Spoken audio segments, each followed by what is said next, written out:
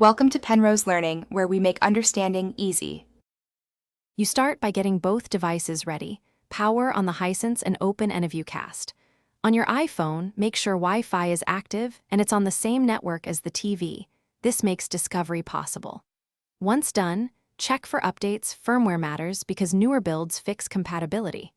Make sure AirPlay or screen mirroring is allowed in the TV settings, otherwise your iPhone won't see it. Now move to pairing.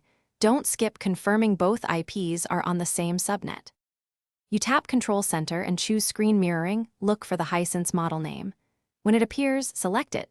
The TV will usually show a 4-digit code. Enter that code on your iPhone to authorize the connection. This prevents accidental casting from neighbors. If video latency or sizing is odd, adjust the TV's screen ratio. Make sure it's matching your iPhone's output to avoid crop or black bars. Once streaming, test audio and brightness to confirm a proper feed. You finish by stopping screen mirroring from Control Center or selecting a different TV input. This cleanly ends the session. If casting fails, reboot the TV, your iPhone, and the router. Simple restarts clear many handshake problems.